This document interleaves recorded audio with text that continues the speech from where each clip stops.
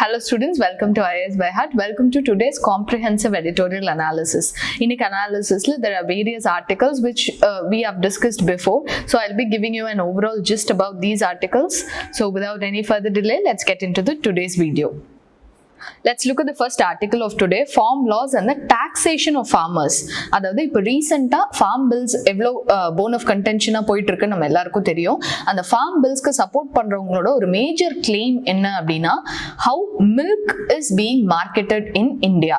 For example, milkங்கிறது public ஸ்ட்ரெயிட்டா private players கிட்ட போகுது, அதுக்கப்புறம் curd அது இதுன்னு there are even foreign players, for example Nestle, Hatson இவங்க எல்லாமும் இருக்காங்க. அப்படி இருந்தும் கூட how milk market is flourishing in India, how India is being one of the top producers of milk market. So private players நம்ம உள்ள விடும்போது it will be surely beneficial for us and also for them. It will help in boosting the revenue of the farmers அப்படின்னு ஒரு claim இருக்கு. இந்த claim எந்தெந்த வகையில எல்லாம் தப்பு, what are the data that would support this claim அப்படின்னா இந்த ஆர்டிக்கல்ல சொல்றாங்க. எல்லாரும் என்ன சொல்றாங்கன்னா milk வந்து yes the production is being increased, ஆனா அதனால income of the farmers increase ஆயிருக்கா, as the government claims அது டபுள் ஆயிருக்கா இல்லையா அப்படிங்கறத பத்தி டீடைல் அனாலிசிஸ் தான் இந்த ஆர்டிக்கல்ல கொடுத்திருக்காங்க. I have highlighted the important gist of this article. Have a look at it.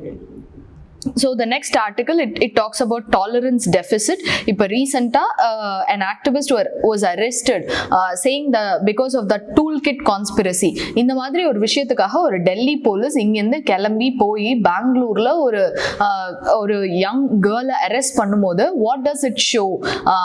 Just because by forwarding toolkitனா என்னன்னு சொல்றாங்கன்னா how the protest should go on, எந்தெந்த பீப்புள்லாம் நம்ம இந்த ப்ரொடெஸ்ட்ல ரோப் இன் பண்ணணும், யாரெல்லாம் இன்வால்வ் பண்ணா நல்லா இருக்கும்.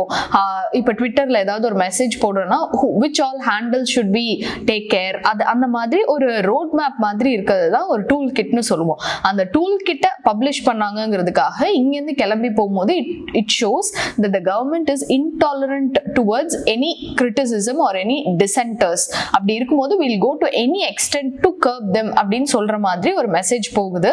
This shows that there is a tolerance deficit among various institutions of the government அப்படிங்கிறத இந்த ஆர்டிக்கிளோட just. Moving on, continuity not change is Biden's plan for Palestine. இதுக்கு முன்னாடி what was Trump's stand was he openly supported Israel. He changed the US embassy's headquarters to Jerusalem, thereby acknowledging Jerusalem as the capital of Israel. அந்த மாதிரி ரொம்ப ஓப்பனா பண்ணாங்க. What we thought were Biden உள்ள வரும்போது there will be a reversal of the stand of America அப்படின்னு நம்ம நினைச்சோம். But over the years and various analysis from various experts என்ன சொல்றாங்கன்னா there will be continuation of what the stand US was taking towards Israel அத இருக்கும் அப்படிங்கறத ஒரு prediction. This is about Israel US relationships. இல்ல நமக்கு என்ன பெருசா தெரியணும் அப்படின்னா Biden administration has returned to the long standing pre-Trump American stance of supporting two-state solution. அதாவது இஸ்ரேல்னு ஒரு ஸ்டேட் இருக்கணும், பாலஸ்தீன் ஒரு ஸ்டேட் இருக்கணும். இதுதான் டூ ஸ்டேட் சொல்யூஷன் தியரி, இல்லனா டூ ஸ்டேட் தியரி இதுதான். ஒன் நேஷன் தியரி என்னன்னு பாத்தீங்கன்னா சைனா அண்ட் தாய்வான். அவங்க என்ன சொல்றாங்கன்னா Taiwan is not a separate state, it belongs to us. அது one nation theory. Two nation theory என்னன்னா Israel and Palestine. Biden administration what they are saying is there will be a two state solution அப்படின்னு சொல்றாங்க. On the notion that Israel was the innocent party to the conflict and the blame for the deadlock lies with the Palestinians who are unwilling and unable to make compromise that in real terms would make a two state solution dead on arrival. இத ஒரு assumption மாதிரி வெச்சுக்கறாங்க that the Israel is on the innocent party side and the blame is entirely on Palestinian people அப்படிங்கறத Obama era, அப்புறம் Trump era and now Biden era இது வந்து கான்ஸ்டன்ட்டா ஒரு இதுதான் ஃபேக்ட்ங்கற மாதிரி they still believe this. The changes in Biden's approach to the Palestinians when compared to Mr. Trump's will be only cosmetic in character. அதாவது yeah we do support two nation theory அந்த மாதிரி ரொம்ப எல்லா பேச்சு வழக்குல தான் இருக்குமே தவிர the actions will be supporting to Israel only அப்படின்னு the experts have predicted. In the final analysis, the status quo will continue to be default option for the Biden administration to the detriment of Palestinian cause.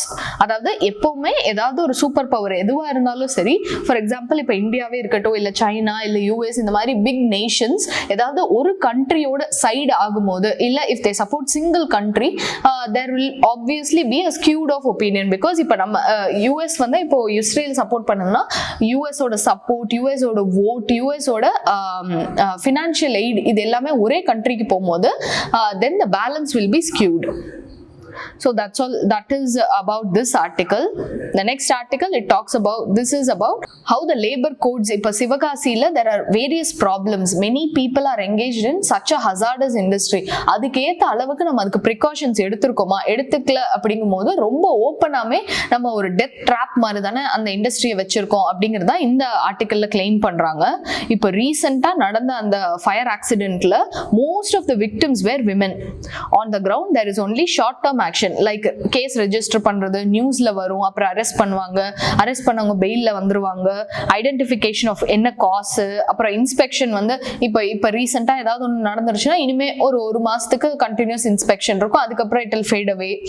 Issuance of warnings, safety advisories, இந்த மாதிரி டெம்பரரியா ஒரு Band-Aid solution தான் எல்லாத்துக்குமே இருக்குமே தவிர permanent solutions இருக்கிறது இல்ல. Unlicensed units that have mushroomed in and outside Sivagasi mostly escape scrutiny till explosions occurred. அதாவது ஒரு அசம்பாவிதம் நடக்கிற வரைக்கும் they'll continue to operate. Next one, illegal subleasing of contracts for manufacturing crackers by licensed units.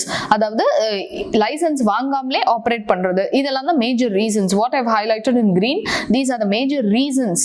The next one, subleasing of works to several persons. Subleasing is a byword for safety compromise. அதாவது இவ்வளோ பேர் தான் அந்த வேலையை பார்க்கணும், ஆனா நிறைய பேருக்கு அந்த வேலையை கொடுக்கறது, அப்படி இருக்கும்போது அவங்க சேஃப்டி ஸ்டாண்டர்ட்ஸ் நம்மளால பார்க்க முடியாது. Conversion of every shed in manufacturing unit into a factory itself with inflammable chemicals stored all over. அதாவது இவ்வளவுதான் நம்ம ஸ்டோர் பண்ணணும், இவ்வளோ பட்டாசு தான் அந்த இடத்துல ஸ்டோர் பண்ணணும்னு ஒரு ரெக்கார்டு இருந்தாலுமே நம்ம அதை 2-3 யூனிட்ஸா கணக்கு காமிச்சு ஒவ்வொரு யூனிட்டோட கெப்பாசிட்டி இன்க்ரீஸ் பண்றது. அப்படின்னா என்ன அர்த்தம்? ஆப்வியஸ்லி அது நமக்கே நம்ம வச்சுக்கிற ஒரு டேஞ்சர் ட்ராப் தான் அது. பிகாஸ் இவ்வளோ இருந்தா இது இன்ஃபேக்ட் பர்ஸ்ட் ஆனா கூட நிறைய மக்களுக்கு சேதம் இருக்காதுன்னு கால்குலேட் பண்ணி ஒரு மெஷர் வச்சிருப்பாங்க. ஆனா நம்ம அது மீறும் போது இப்ப ஏதாவது ஒரு அசம்பாவிதம் நடந்ததுன்னா it will become a problem or it will take a toll on all the lives of the people who are there. The limit on workers to be deployed is violated, resulting in crowding in each shed. For example, இப்ப ஏதாவது ஒரு இடத்துல fire வருதுன்னா இவ்வளோ people தான் அலௌடுன்னு இருந்தாங்கன்னா அந்த passage எப்படி டிசைன் பண்ணியிருப்பாங்க, அந்த ஃபயர் எஸ்கேப் எப்படி டிசைன் பண்ணியிருக்காங்க, இந்த அளவுக்கு டோர்வே ஸ்ட்ரென்த் இருந்ததுன்னா அதுல இவ்வளோ பர்சன் தான் வெளியில ஓட முடியும் ஏதாவது ஒரு ப்ராப்ளம் அப்படின்னா. ஆனா நிறைய பேர் உள்ள இருந்தாங்கன்னா என்ன நடக்கும்? கொஞ்சம் பேர் அதுல ட்ராப் ஆகிற மாதிரி தான் நடந்துரும். Supervision of the quantum of chemicals to be mixed or stored. For example இப்ப நிறைய சவுண்ட் வர பட்டாசு வேணும் அப்படின்னு மக்கள் கிட்ட நிறைய டிமாண்ட் இருக்குங்கிறதுக்காக நிறைய கெமிக்கல்ஸ் இதுல யூஸ் பண்றது. But it should be made sure that environment பொல்யூஷனா இருக்கக்கூடாது, நாய்ஸ் பொல்யூஷன் இருக்கக்கூடாது, அண்ட் அதை மேனுஃபேக்சர் பண்றவங்களுக்கு ஆக்குபேஷனல் ஹசார்ட்ஸும் வராத மாதிரி தான் பார்த்து டிசைன் பண்ணும். இதுல எந்த ஒரு ஸ்டேஜ்ல எந்த ஒரு சின்ன நார்ம்ஸை ஃப்ளவுட் பண்ணாலுமே it will be detrimental. Untrained workers முக்கியமா இப்போ ட்ரெயின்டு ஒர்க்கர்ஸ் நிறைய சம்பளம் கேட்குறாங்களா, சரி ஓகே அன்ஸ்கில் லேபர்ஸ் எல்லாம் அன்ட்ரெயின்டு ஒர்க்கர்ஸ் நம்ம கூப்பிட்டுக்கலாம் அப்படிங்கிறதுமே another important effect. It induces people to race to produce more units per day. For example, target வச்சுட்டு இப்போ நீங்க இன்னைக்குள்ள இவ்வளோ நீங்க தயாரிச்சிட்டீங்க அப்படின்னா உங்களுக்கு இன்சென்டிவ் அந்த மாதிரி நம்ம கொடுக்கறதுனால அன்ட்ரெயின்டு ஒர்க்கர்ஸா வேற இருக்கிறதுனால என்ன நடக்கும்னா ப்ராப்பரா அவங்க ஸ்டோர் பண்றது இல்ல ப்ராப்பரா அதை மேனுஃபேக்சர் பண்றது அதெல்லாம் நடக்காம போயிடும். The industry continues to be labor intensive, although a decade ago Parliament was informed that automation of the hazardous manufacturing process would be undertaken. இப்போ நம்ம automation of industries அப்படி நம்ம பண்றோம் இல்ல இது இந்த மாதிரி ரொம்ப ஹசார்டஸான வேலைக்கு நம்ம ரொம்ப சயின்டிபிக் சொல்யூஷன் ஃபார் எக்ஸாம்பிள் ரோபோட்ஸே டிப்ளாய் பண்றோம் அப்படிலாம் பண்ணோம்னா there is another problem. These people will start saying எங்களுக்கு இவ்வளோ பேருக்கு வந்து வேலை போயிடும், அந்த வேலைக்கெல்லாம் என்ன கேரண்டி, இதுக்கு எங்களுக்கு ரீப்ளேஸ்மெண்ட் ஏதாவது ஒன்று பண்ணிட்டு அதுக்கப்புறமா இது ஆட்டோமேட் பண்ணுங்க அப்படிங்கிறாங்க. ஸோ ஆட்டோமேஷனுக்கும் வழி இல்லை. இந்த மக்களுக்கு ஹசார்டஸ் இண்டஸ்ட்ரி ஒர்க் பண்றாங்கன்னா அதுக்கேற்ற அளவுக்கு ப்ரிகாஷன்ஸும் நம்ம கொடுக்கல அப்படிங்கும் போது the whole industry is being trapped. Central and state government must provide the needed manpower for enforcement agencies as the industry has grown manifold. 10 வருஷம் முன்னாடி இருந்த அளவுக்கு இல்ல, இப்போ now the industry has grown to a very big size. மக்களா இருக்கட்டும், அதுல work பண்ண நம்பர் ஆஃப் பீப்புளா இருக்கட்டும், அதுக்கப்புறம் அதுல வர டர்ன் ஓவர் ஆகட்டும், எவ்வளவு பீப்புள் அதுல இன்வால்வ் ஆயிருக்காங்கிறது, இந்த மாதிரி இது எல்லா விதத்திலுமே this has grown manifold. A sustained political push for labor reforms and technological innovations within the industry is also essential. There can be no joy during any celebration using fireworks if those making it lead a life of dangerous uncertainty. So இது ரொம்ப ethical perspectively சொல்லியிருக்காங்க, industrial perspectively சொல்லியிருக்காங்க. Moving on to the next one, the intricacies of vaccine science. இப்போ what are the how we should go for an evidence based approach.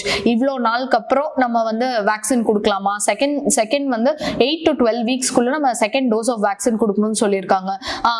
ஆனால் இப்போ government ஆரம்பிச்சு கிட்டத்தட்ட 28 days ஆகும் போது, இப்போ 28 days கழிச்சு நம்ம கொடுத்தோம்னா எஃபிகசி காம்ப்ரமைஸ் ஆகுமா ஆகாதா, அந்த மாதிரி வேக்சின் ரிலேட்டட் studies வந்து இந்த ஆர்டிக்கல்ல சொல்லியிருக்காங்க. Have a look at the highlighted parts. Next one, this is about the recent agreement where Sri Lanka said that it would disengage with the agreement of developing the eastern corridor. India, Japan, Sri Lanka இது 3 பேரும் சேர்ந்து அதை develop பண்றதா இருந்தது, the east container terminal at Colombo. ஆனா recently Sri Lanka said that this project will be given to China. கிட்டத்தட்ட இன்டைரக்டா அப்படி சொல்லிட்டாங்க. அதனால அதுல என்னென்ன ஃபாலோ அவுட்ஸ் இருக்கு, இதை நம்ம எவ்வளவு தூரம் போய் இன்டர்நேஷனல் கோர்ட் ஆஃப் ஆர்பிட்ரேஷன்ல கேட்க முடியுமா முடியாதா அப்படிங்கறத இந்த ஆர்டிக்கல்ல சொல்லியிருக்காங்க. Next one, national education policy. இதை பத்தி நம்ம டீடைல்டா ஆல்ரெடி ஒரு வீடியோ பார்த்திருக்கோம். What are the salient features, what could be the steps that could have been taken. For example, research increase பண்றத பத்தி NEP ல பேசவே இல்ல. அந்த மாதிரி நெகட்டிவ்ஸ் 2-3 பாயிண்ட்ஸ்லாம் என்ன அதெல்லாமுமே இந்த வீடியோல நம்ம சொல்லியிருக்கோம். The link will be given in the description box. If you haven't watched that video, I would advise you to watch that video first.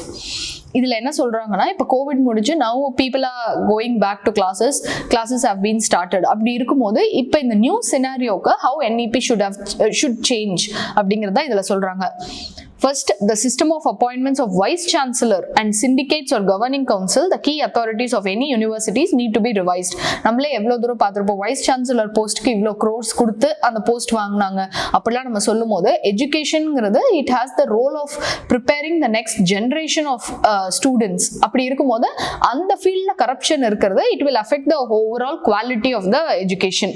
The appointments are often mired in controversies with frequent reports in the past of aspirants for the post of vice chancellors and members of the syndicate members indulging in unethical practices to gain favors like bribe கொடுக்கறதா இருக்கட்டும், இல்ல pulling strings, அந்த மாதிரி various விஷயத்துக்காக இந்த vice chancellor போஸ்ட்டுக்கு அப்பாயின்மெண்ட்ங்கிறதே அடிக்கடி it is அது கான்ட்ரோவர்சியில மாட்டிட்டு இருக்க ஒரு விஷயம். National education policy talks of creating new structure such as board of management to replace the syndicate system. இந்த board of managementக்கு என்னென்ன நம்ம பண்ணா நல்லா இருக்கும். For the board of management, the existing system of syndicate consists of government nominees and those nominated by governor or chancellor. ஒரு யூனிவர்சிட்டியோட vice chancellor தான் appoint பண்ணுவாங்க. யூசுவலா சான்சலருங்கிறது கவர்னரா தான் இருப்பாரு.